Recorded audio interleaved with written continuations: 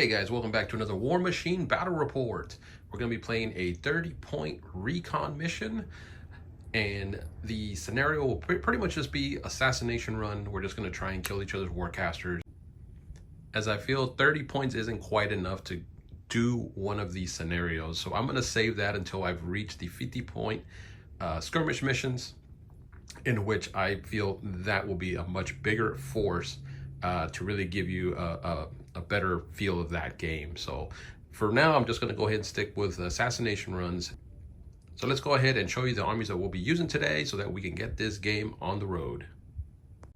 So here we have our Cygnar force. We're going to have Major Anson Wolf, who is going to have Arcane Shield, Deflection, and Electrify.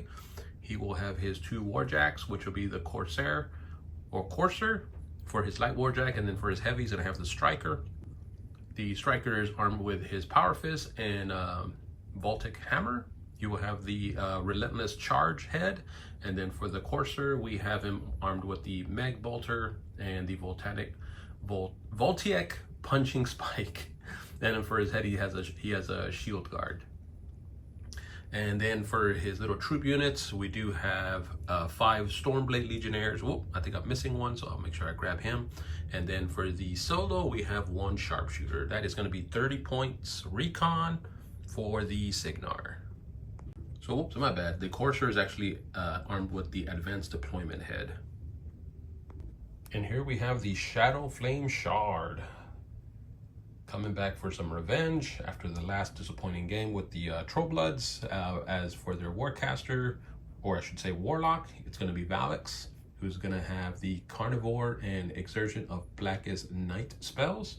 He's going to be with his trusty beast, Aklis, and then we'll have a unit of Shards. And this time around, we're going to be using Nisak, which is the Bounty Hunter Huntress Champion.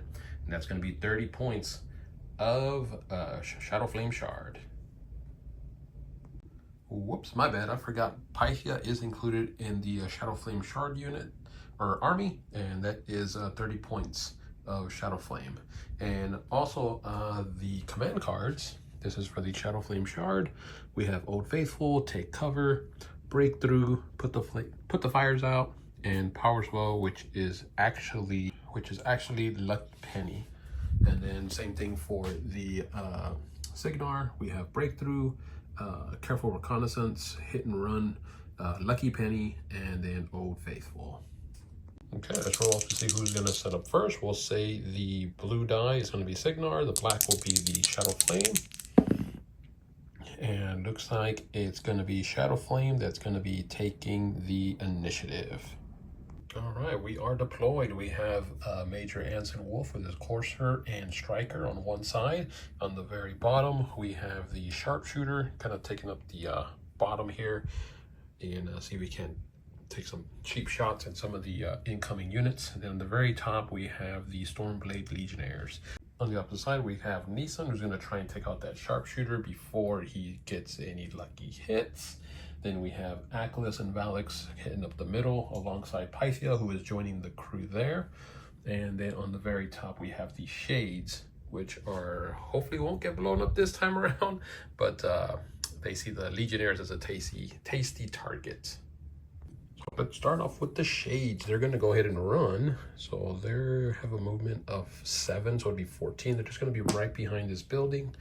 They have unpredictable movement, so they can be up to 4 inches away rather than 2 inches. Kind of take advantage of that, even though there's really no shooting that's going to be happening here, because Cygnar don't have a whole lot of shooting, unfortunately. What I took is only that that Courser that has the shooting. And since they did run, they can't do the displacement. They can't do the repositioning because they ran. So now we're going to go with Valix, and he's going to go ahead and cast Carnivore, and it's going to cost him 2 of his focus points. We're going to spend that. And one thing that I was corrected on is that you don't have to roll on your friendly models. So since he's casting it on my friendly guy, it just goes off automatically. The only time you roll is if you're actually casting it on an enemy model. So Aklis is going to have Carnivore. So since he is done there, now he's just going to go ahead and move, and he's got a movement of 6. So after his movement, he's going to end up there, and that's going to be him done. Now it's going to be Achilles who's going to move. Achilles has a movement of 5. So we don't want him to get too far from his boss. So he's just going to move up like so. The wing's kind of big, but it looks like he should fit right between there. He's got that carnivore. And since actually he moved, and I'm going to roll him up twice just to make sure I get that fury back. So that'll be 2 points on him. And then Pythia is just going to move right behind his boss here. Make sure he's within range. And then we have Nisek is going to move 7. So actually she's going to run. So she's going to go 14. That's going to be 9 there. So she should end up just around here. Like so. Kind of use the walls for a little bit of cover. So whoops, my bad. They should have only moved up to 12 and not 14 because it's only +5 when you run. So I'm gonna put them back like so and get a little bit of cover here, and then they will still have the unpredictable movement, which is being able to displace within 4 inches of the leader. So after correcting that, I have to correct also Nisek.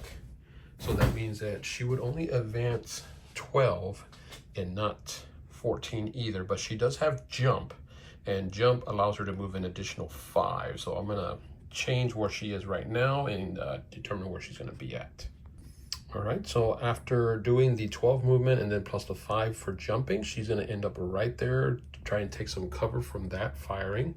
And then she does also have prey, so that means that I have to choose a model which is gonna be her prey, and she gets +2 attack and damage rolls against that prey. So I'm just gonna choose the sharpshooter as her prey. So that means she's gonna have that bonus when she does get in the hand-to-hand with him. Okay, so now it goes to the Cygnar side, and we're gonna give 1 focus there, and then we're gonna give 2 focus to our courser. So that means he's gonna have 4 left. All right, so now that we've distributed, so now we're just gonna start moving, and we're gonna go ahead and move our marksman. He's just gonna move 6, get my handy dandy movement item here, and he's just gonna kind of move around here. Actually, no, he'll go this way. He'll move 4, 5, up to there. And he can reposition if he wants, if he didn't run. So we'll just reposition to there. And he's just gonna take a shot, and even then she is in cover, but he's still gonna go ahead and take that shot, see if he can't maybe put a couple of wounds or maybe even take her out. All right, so he's looking at a range attack of a 7. She is a defense 14, but +2 because of the cover. So she is a defense of 16. So we're looking at 9s or better on 2 dice here. See if we can't get a pot shot here. And looks like it's gonna be looks like that's a 1 and a 4. So it's a 5, he's gonna miss. Yeah, because that is a 6. Okay, missed. All right, so Striker's just gonna move, and he's just gonna move up to try and help out his fellow sniper and kind of get in the way of him. We don't want him to get charged, so he's just gonna move up like so. And I think he's got that blast on his hand, if I'm not mistaken, but let me see if it's in range. Yep, he's in range, so it's gonna be a range 10. We're still looking at 16s, and he has a range attack of a 6. He needs 10, so we're just gonna go ahead and spend this focus and try and see if we can't boost the attack. All right, so after getting my handy tray, so I don't have dice flying all over the place, he needs a 10 or better on 3 dice, and he got it with a 10, 13 total. So yeah, he nailed it. All right, so it's a power 12. Her armor is a 15, so it's going to be -3 to whatever he rolls here. And does he spike it? He gets a 6, so it's going to be 3 points of damage to Nisek. So she is still alive. All right, so now on to the other guys here. And think we'll just, let's see what kind of spells we can cast with Wolf. So I think what we're going to cast is Energizer, and it costs 2, and that's going to make everybody in his everybody in his battle group is going to automatically move 2 inches. So as long as they're within his range, they're going to move up 2 inches. So for sure the Courser is going to move up. So he's going to be pushed up to 2 for there. And that means even Strikers, he's within 14. So yeah, for sure. So he's just going to be 2 inches up. Kind of protect him even more. And that's going to be, he's going to have 2 power left. I think I'm just going to bank that for now, just in case. You never know. But he's definitely going to move, and he's just going to move 6 down here. Kind of be close to this sniper.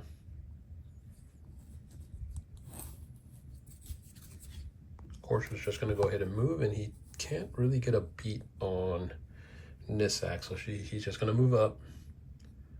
Go 6 to there.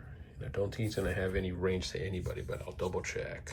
Yeah, he's definitely too far, so he's just going to chill out there. And actually, I think he should have had extra deployment because he had the advance head. Let me double check on that. So yeah, he should have been at least 3 inches up ahead. So I'm just going to move him an extra 3 because he should have been deployed an extra 3. So I'm just going to put him up to there. He still wouldn't have line of sight to her because she's actually behind the wall. But I don't think he's still, even though it's 14 range, that's 9. Yeah, I don't think that would, he still would be out of range. So yeah, he's just out. So that's going to be the end of the Courser. So now Stormblades are going to move, and we're just going to run them as well. So they're going to move 11. So they're going to move up to their 9. So actually, I'm going to go ahead and play Careful Reconnaissance, which gives them Pathfinder. So I'm going to go right through this and kind of set up right over here to be ready for that charge. All right, so they ended up like so right there. And that's going to be pretty much it for Cygnar. Turn 1. So we're making sure that these guys are going to end up with base to base. That'll give them the shield wall, and they'll be at least +2 armor, just in case, to be ready for that charge. Okay, so now we're going to go with the ShadowFlame Shard. He's just going to leech up that from his War Beast, and the spell is going to be upkeeped, but because of Pythia, she allows him to have a free upkeep, so he's not going to have to pay for it. So that's going to stay up. So Actus is going to go ahead and move, and he's got a movement of 6. And he's just going to go ahead and kind of get out here, like so, to that area there. Lift him there because he's got his wings, so he's going to go to there. Whoops, he's still going to have Carnivore on him. Put that back on him there. And we're going to go ahead and cast his Animus. All right, so never mind. So rather than doing the Animus, we're just going to do his Corrosive Spittle. And he's going to target the Courser here, and he should be within range. And he's going to have a range attack of a 7. So we get his 2 dice. And we're going to go ahead and boost just to make sure we get it. So we're going to go ahead and put a Fury on him for riling him up to spit and get the extra die. And we're looking at 7. And the Courser is a defense 13. So we need 6s on 3 dice. And we didn't get the crit I was hoping for, but oh well, we at least hit him. So now we're looking at a power. The armor of the Courser is a 14. And the spitting is a power 12. So we're looking at -2 to our die roll. Let's go ahead and get ourselves a die to represent the location. So -2. Whoops. I guess I should have put, I rolled too many dice, but we'll say that we did boost the damage because of course, why not? Why wouldn't we boost it? So he's gonna have that extra die. So that when we rolled the 2 dice, it would have been -2, so it would have been 11 points to location 4. Oh, my bad. Actually, he didn't have to do that because the weapon has Decrepitation, and that means that it gains an additional damage die on constructs and undead models. So actually it's still 11 points in location 4. So his cortex is gone, so that means that we can't give him any more focus for the next round, so he's kind of in trouble. And I don't think we can shoot again because I think that weapon is only a range, I think it's only a one-time shot. I don't think he can shoot multiple times with it. Yeah, rate of fire is only 1, so he is gonna be done.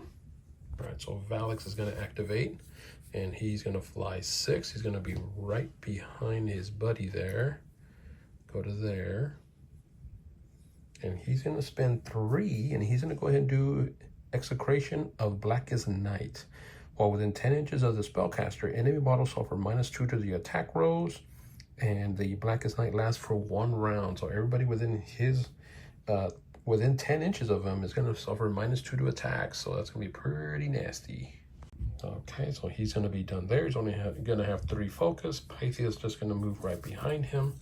She's just going to fly probably to this side. We don't want her to be too close. She's not as nasty as some of the other ones, so we kind of want her just to be around to keep upkeeping that for free. So we're going to try something a little different with the shades. Rather than charging in like last time, we're gonna move them 7, and then we're going to try and blast these legionnaires. All right, so that's how they ended up after their movement and then their reposition. And now they're just going to blast. We're going to start with the first guy here. He's just going to shoot, we'll shoot that guy first. So we're looking at 7s, and then the Legionnaires have a defense of 13. So we're going to need 6s on these 2 dice. All right, so they have critical Heartseeker. So that means on critical hits, they're going to get an additional die on the weapon damage. Now they do have Ricochet, so if they directly hit an enemy model with an attack with this weapon, immediately after the attack is resolved, they can make another range attack, targeting another different model within 4 inches. So pretty neat. All right, here we go. So 7s, needing 6s. So we hit there. No critical hit though, so it's just going to be double damage. So it'll be power 11, and the armor on the Legions is a 16 plus 2, so it's an 18. So we're looking at -7. So let's see. That did nothing. So the Ricochet though, it did hit. So now we're just going to hit the guy in the front there. So let's go ahead and roll. He did hit it with a 7. He needs at least an 8 to do some sort of damage. Oh, he got 10. All right, so they're only 1 point of damage each, so one's gonna die for sure.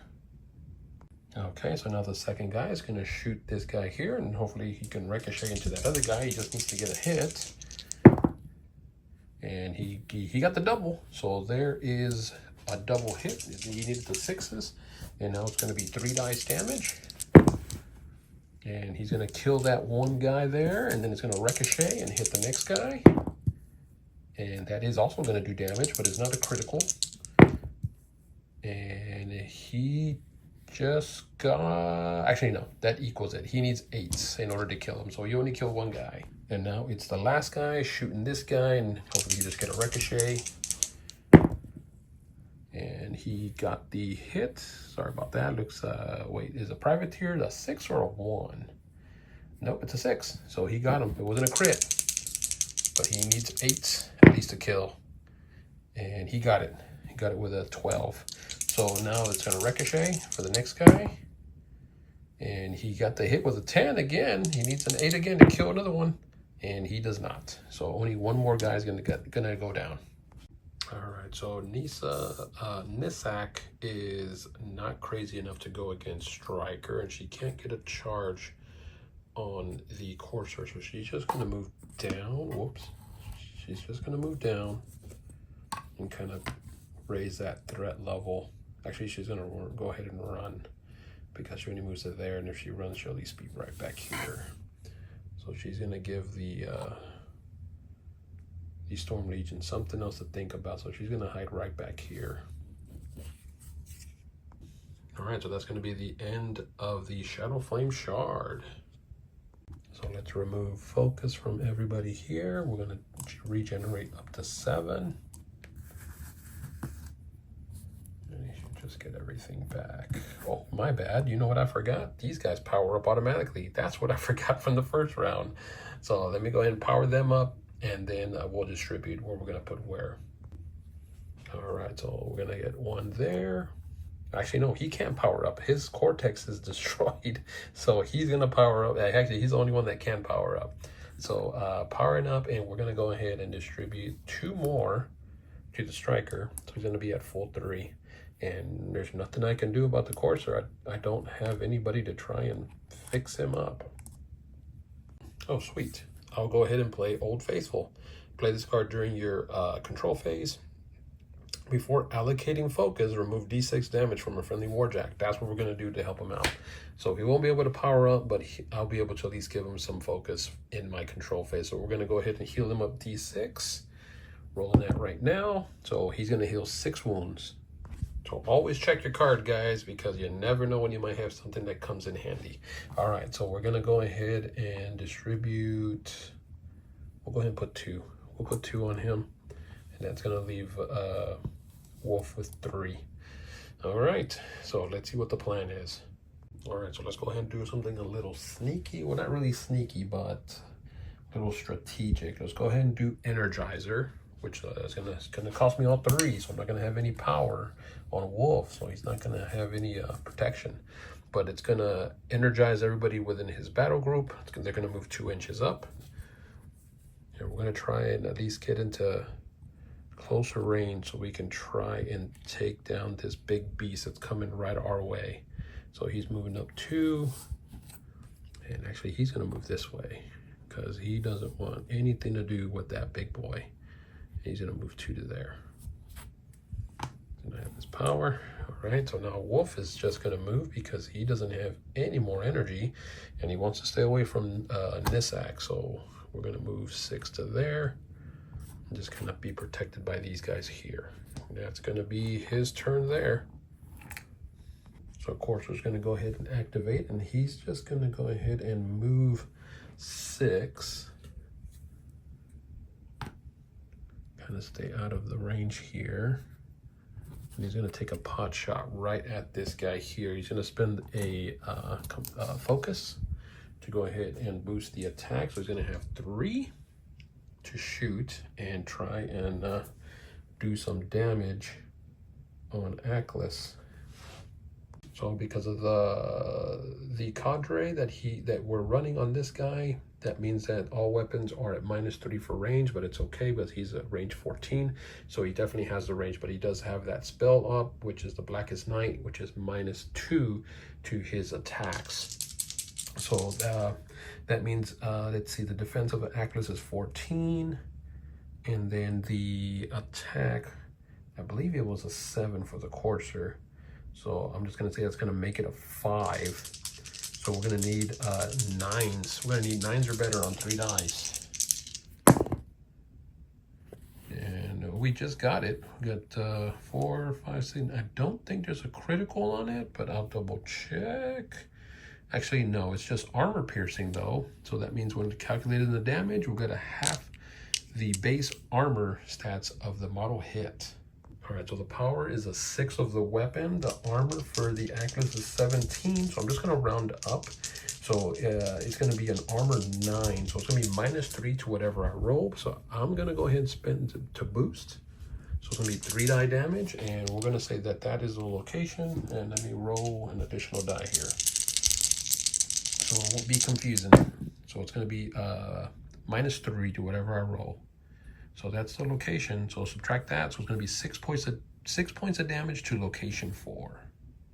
So that is the Courser done. So now we're going to go ahead and attempt to charge here with the striker. See if we can't take down that Aklis. So thanks to that little boost we got from Wolf, hopefully now we're in range. It's going to be a charge of 9 because it's a 6, then +3 for the charge. So, oh yeah, definitely. He is definitely in range. So it's going to cost me 1 for the charge. And he's just going to move in like so. Right to there. And he's just going to go ahead and strike. So, my bad. The striker should have been having an additional an additional focus point, because anytime he begins his activation within 3 inches, he would get an additional focus point. So he's been within the range of the sharpshooter. So my bad. I completely missed that. So I'll know for the next game. All right, so he's just going to strike. So we're looking at a melee attack of a 7. So that makes it a 5 because of that spell that Aklis put up, or not Aklis, Valix. And it's a defense 14, so we're needing 9s or better. So we're gonna go ahead and boost this because that's a little difficult to get on 2 dice. So it's gonna be 3 dice. We're needing 9s to hit. And we just got it. All right, so it is boosted because we did charge, and then we're using that for the location. And looks like it's going to be a armor 17, and it's going to be a power of the hammer is an 18. No, we didn't get a critical hit, so it's not going to be, he's not going to be slammed away.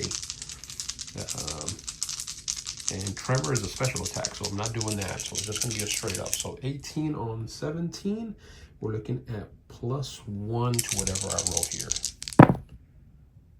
So location is going to be a 6.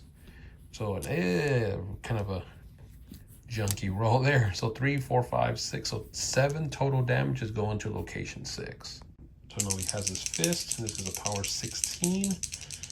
But he has to hit. He needs a 9. I'm wondering if I should just, you know what? I'm going to go ahead and boost. Why not? I'm going to go ahead and boost it because it's going to be difficult to get a 9 on 3 dice.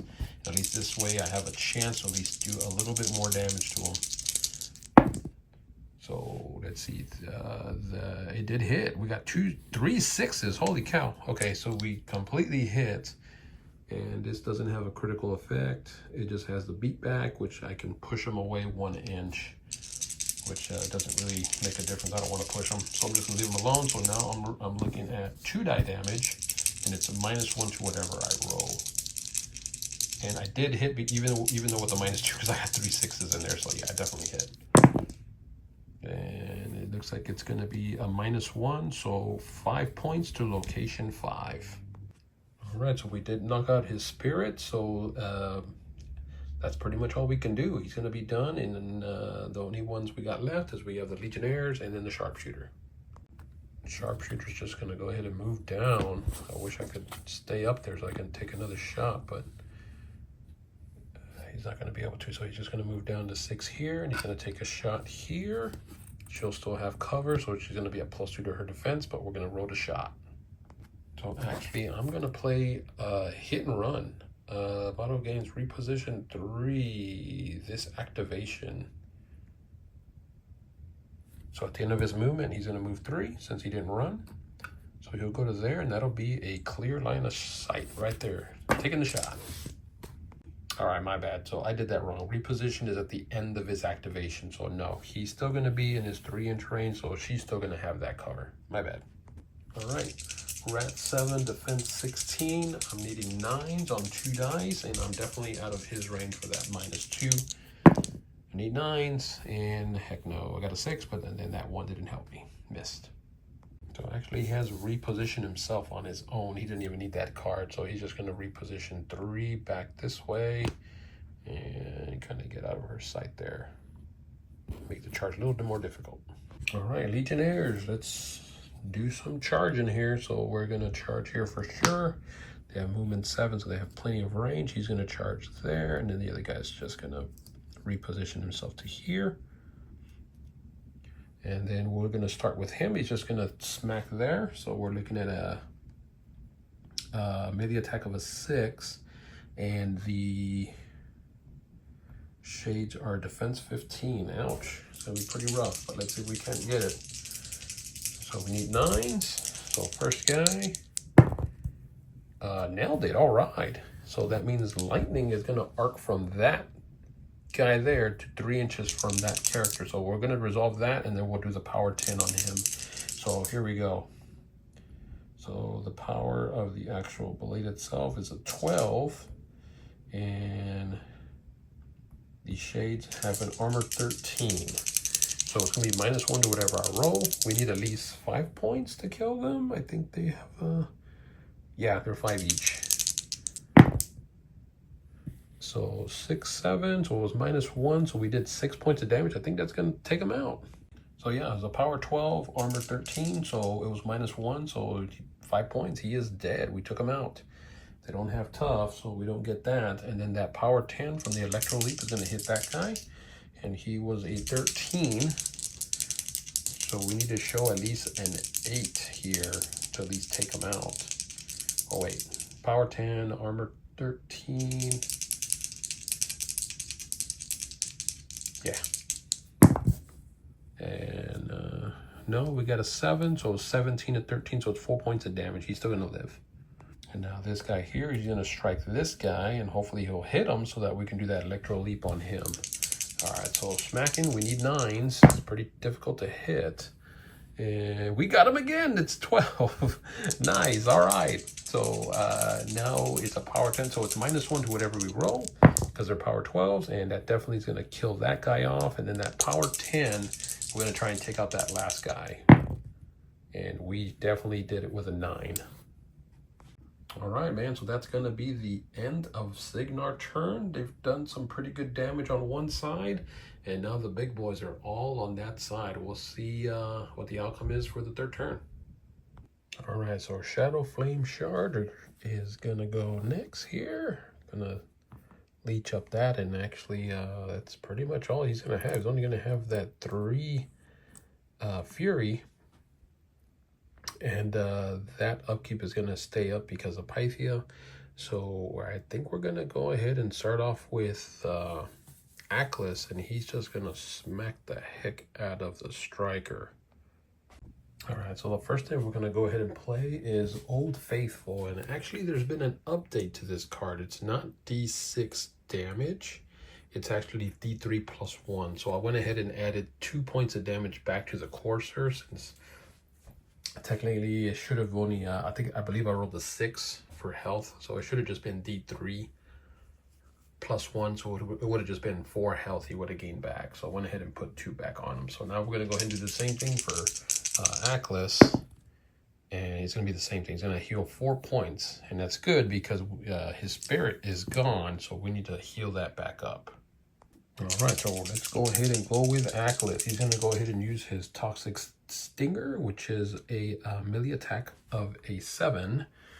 And we're looking at Striker, who is a defense of 12.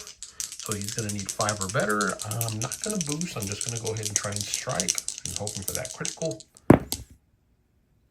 And he got the critical. Nice. All right, so that means it's going to be a bonus die on the damage. And we are looking at, I think it's a strength 12 for the Toxic Stinger. Yeah, and it's critical poison. On a critical hit, get an additional die on the weapon's damage roll against, living models. Never mind. All right, so he is not living. So what we're going to have to do is we're just going to have to go ahead and boost. So we're going to spend a point to go ahead and boost that damage because we want as much damage going into the Striker as possible. So it's a power 13, and Striker is an armor 18. So we're looking at -5 to whatever he's rolling here. And, actually, all right, so he does have Carnivore, but it's only for the hitting. So he's going to get +2 to the hitting, which he already did, so we don't have to worry about that. So it's just going to be, it's not +2 to the damage roll, unfortunately. All right, so let's go ahead and see how much damage we can do. So location is 1. Looks like, he kind of spiked it a little bit there. So it was a power 13 armor, so it was 5 points that we're going to have to subtract. So it's going to be 7 points to location 1. So now we're going to strike with his Corrosive Bite. Now this one is going to get an additional die on the damage roll because he is hitting a construct, because he has a Decrypitation. So we're looking at 7s +2 because of Carnivore. So he is needing 3s or better because of the +2. And he got the hit. So now it's going to be 3 dice damage. But this is only a power 11 against his 18. So we're looking at a -7 to whatever I roll here. And And didn't quite spike it, unfortunately, but it's only 2 points to location 5. So Atlas does have an ability called Entropic Presence, which we can force him. And for 1 round, he gains the Master of Ruin. Now, what that does is that everybody within 5 inches of him suffers a -2 armor. The only thing is that also targets friendlies. Oh, actually, it says friendly or enemy. So I'm getting, yeah, okay. I guess we could have done that. He does have only Fury 3 though. That's the only thing that's kind of eh. I think I'm gonna skip on that. So I'm gonna go ahead and buy another attack. That's what I'm gonna do, and then he's gonna strike with his tail just because he does get that bonus for hitting for damage, even though it's only a power 11. But we'll go ahead and do that. So he got the hit, so it's gonna be 3 dice damage. This is with the tail. And it's -7, so 2 more points to location 5. And we're gonna go ahead and buy another attack because he only has a limit of 3. And he's gonna strike again with that tail. And he gets the hit, so it'll be 3 dice damage. And it was -7, so 2 more points. 2 points, I'm seeing a pattern here. So 2 points of location 4. So that's going to be Atlas done. So now we're going to go with Pythia. Pythia is just going to kind of move her way to here. The wings are going to kind of get in the way, but I want to say I think she has a 2-inch reach attack, and that should definitely be within range. But she's going to go ahead and strike her. All right, so it's guided, so it automatically hits. So all I have to do is roll for damage. With the power 12, armor 18, so I'm looking at -6. And I want to say she was further than 3.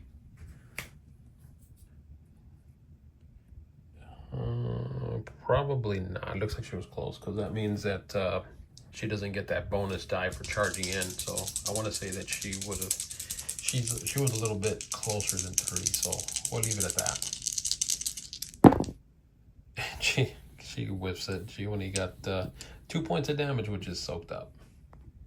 Well, darn it, I should have popped Valix's feet because then all the attacks would have been boosted. Oh my gosh, I can't believe I missed that. Okay, well, you know what? Striker is much more of a dangerous model right now compared to Courser, and I don't think that Wolf would be close enough to charge. He might be a little bit out of range. So I'm gonna try this. I'm gonna go ahead and charge Striker. I mean, yeah, the Striker. The only thing is I think I am within, yeah, so I wouldn't get the bonus for the charge.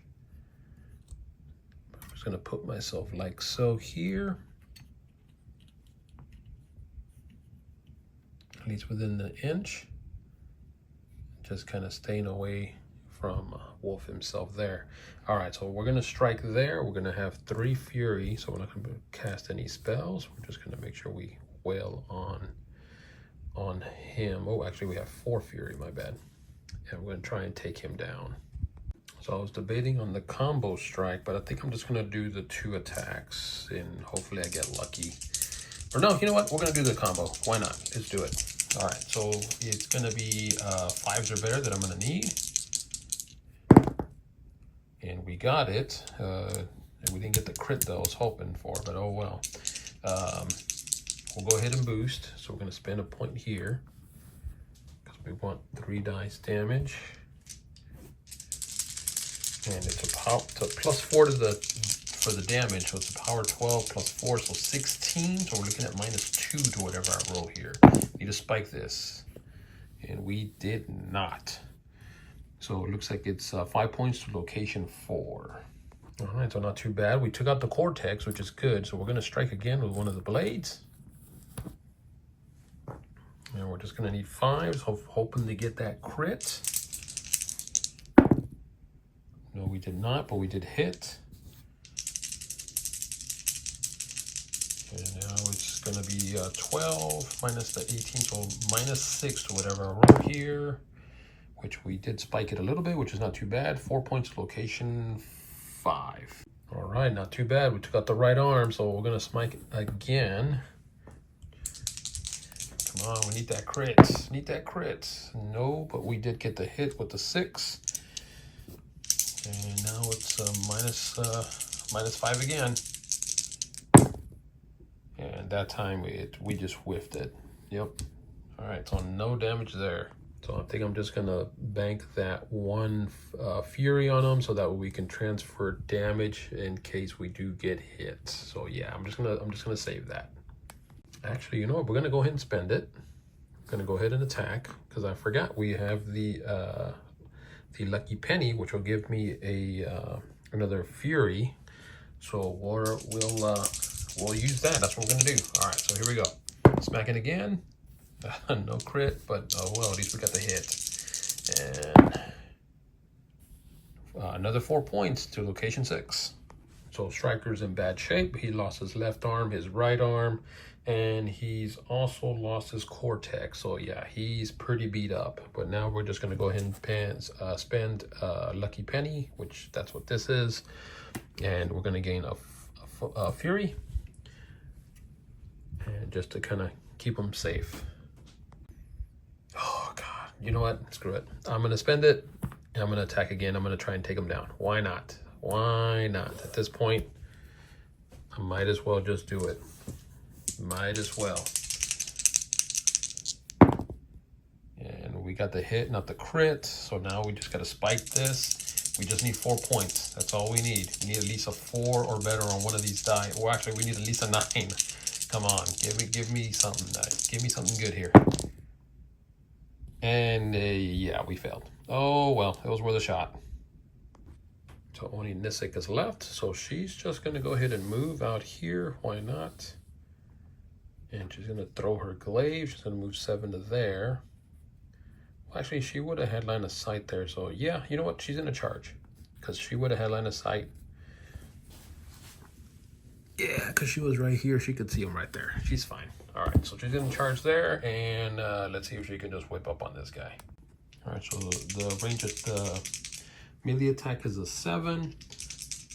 Defense of the sharpshooter is a 13, so we're looking at 6s. Let's see, let's hope she can hit. Try and take him out. And looks like she barely got it. She got a 6 there, and that's a 1. So she definitely got the hit. Never mind, it was a 3. Oh my gosh. I'm just whiffing these attacks now. All right, so she missed, and she only has a 1 attack, so she is done. Whoop, whoop, whoop. I forgot she had prey on the sharpshooter, so it's +2. So actually she did hit. She got a 6, and then with her melee attack of a 7, she got a hit. All right. We needed something positive to happen here for the flame shard. All right, so she did get the hit. So now it's a armor 15 for the sharpshooter, and the damage of the war claw. And she didn't get a critical hit, unfortunately. Power 12, so it's gonna be -3 to whatever she rolls here. If she would have gotten the critical decapitation, it would have been an extra. It would have doubled the damage, whatever it exceeded by. All right. So 2, so it's 4 points. So it's just 1 point of damage. Actually, he might only have 1 point. Let me see.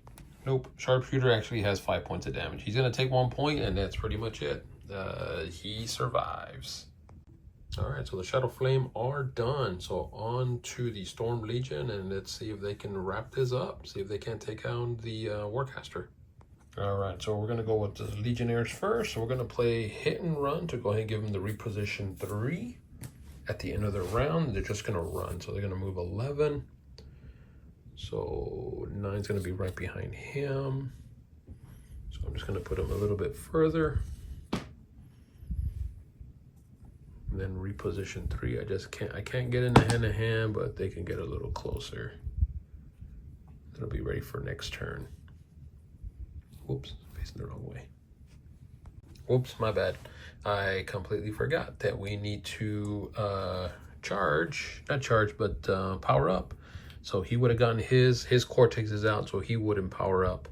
And before those guys moved, I needed to distribute. So I'm going to distribute just one more from over here from Wolf, and give it to his buddy there.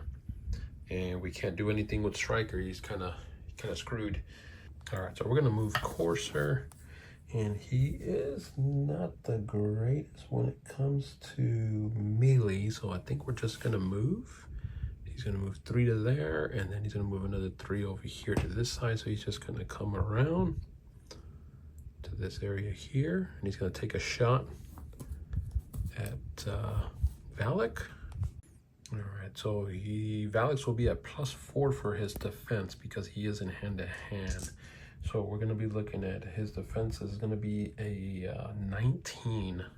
So we're definitely going to boost that. And see if we can't get a hit here. So we need 12s on showing at least 3 dice.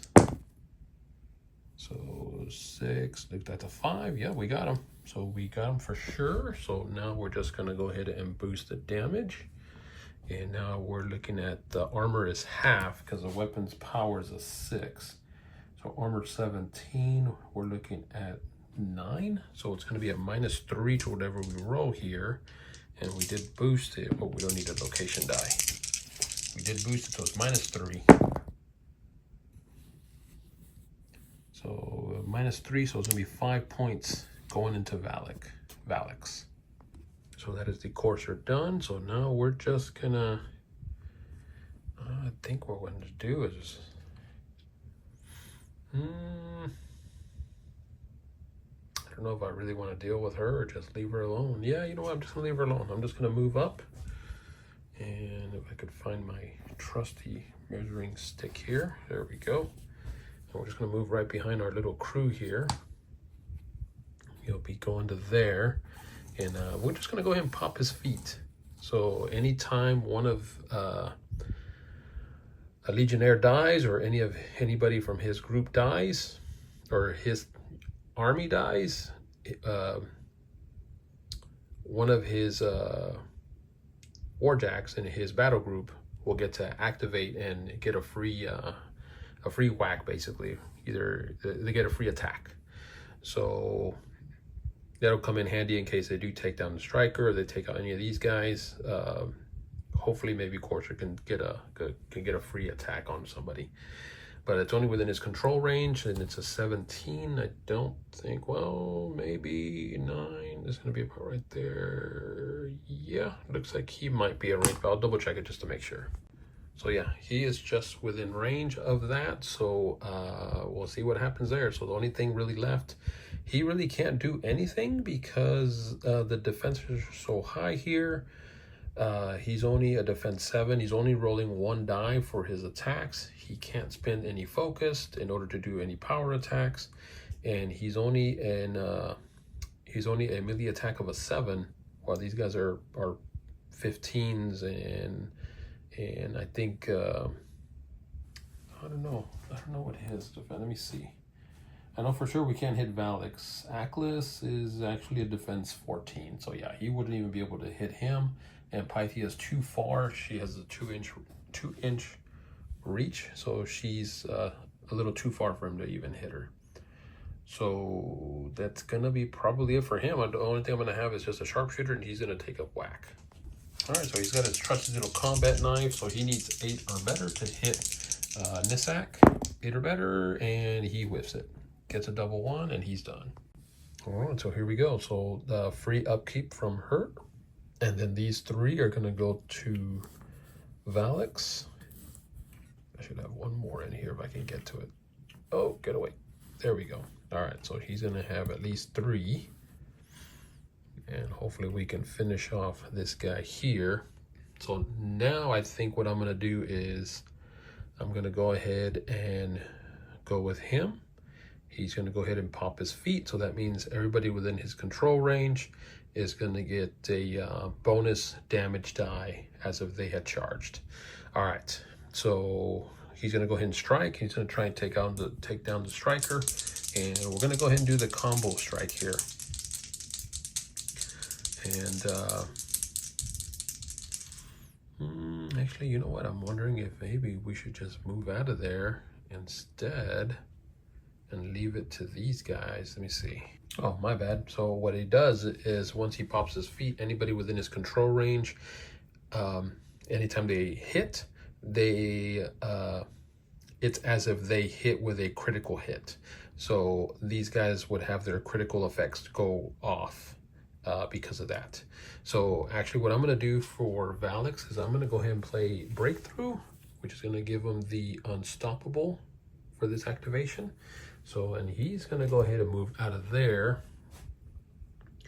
And I think we're going to move him this way. Even though I know I'm going to be in trouble because next turn I'm just going to have him to deal with. And he's going to probably end up taking me down, but let's see what happens. You never know. Let's take a look. All right, so he's going to go to there. He's going to try and strike these two fellas here. He's going to base these two guys. And we're going to go ahead and strike there. See if we can't do a little fighting there.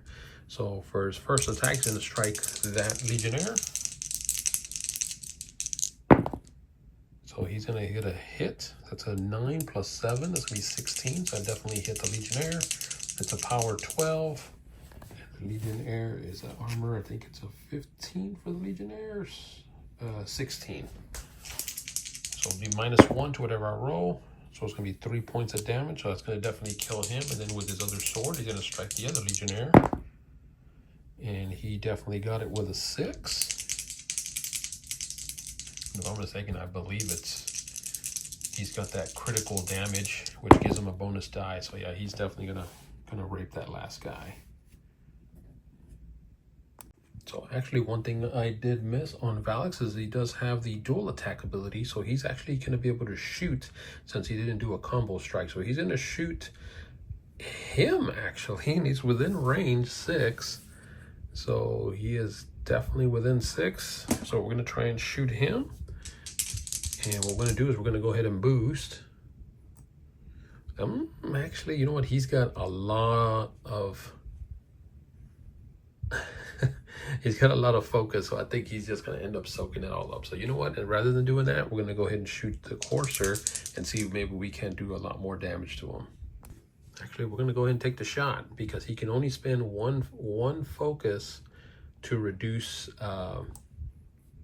5 points from one incoming damage. He can't spend multiple on one certain type of damage. So if he were to hit for like 13, he can't spend 2 to reduce it by 10. He can only spend 1 for each source of damage that's coming in. So we're gonna go ahead and try that. Let's see. If I'm doing that wrong, just go ahead and let me know in the comments below. But I'm gonna go ahead and treat it that way because that's the way I see it in the rules, is that they can only spend 1 focus per amount of damage that's coming in from one source.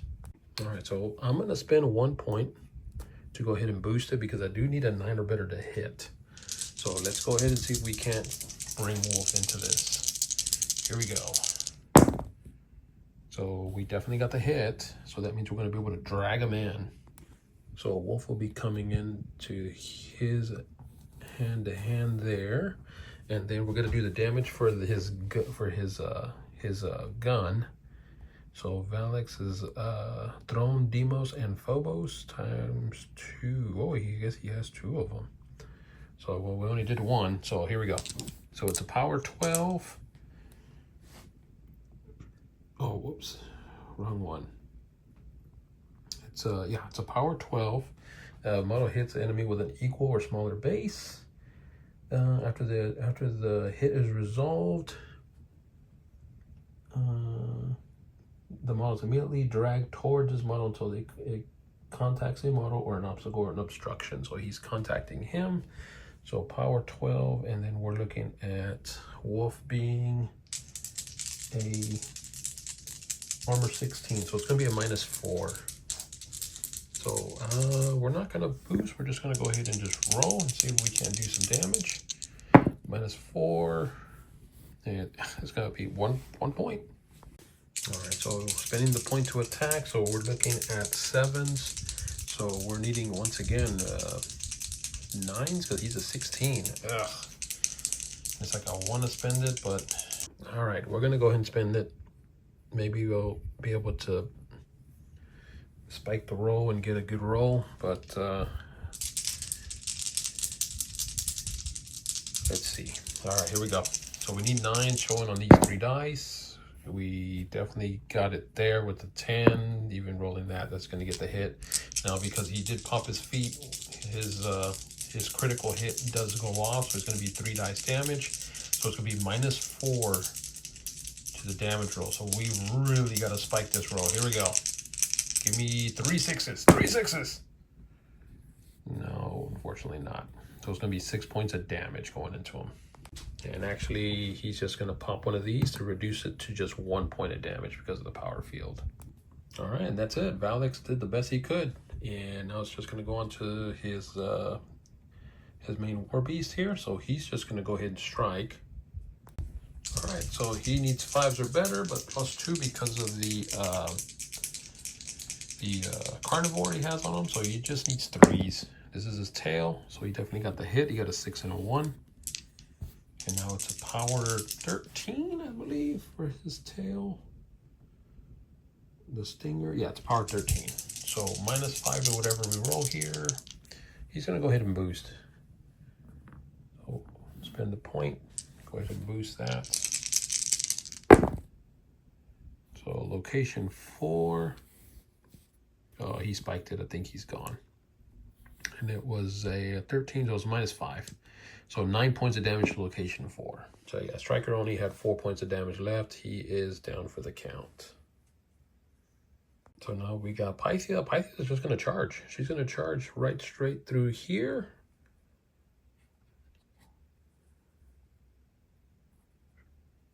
Try and base her buddy there, and she has a 2-inch range, so she should be able to hit there. Could probably get a little closer. All right, and it's going to be an auto hit, so it's going to automatically be boosted on the damage. So 3 dice, and I believe it's a power 12. So power 12 minus, it's going to be -4 to whatever we roll here. And looks like that is definitely a 6. So it's going to be -4, so we're looking at 7 points, and he can technically spend another one to only take 2 points. I'm sorry, spend another focus to go ahead and just take 2 points. All right, so now it's Nisak, gonna go ahead and strike.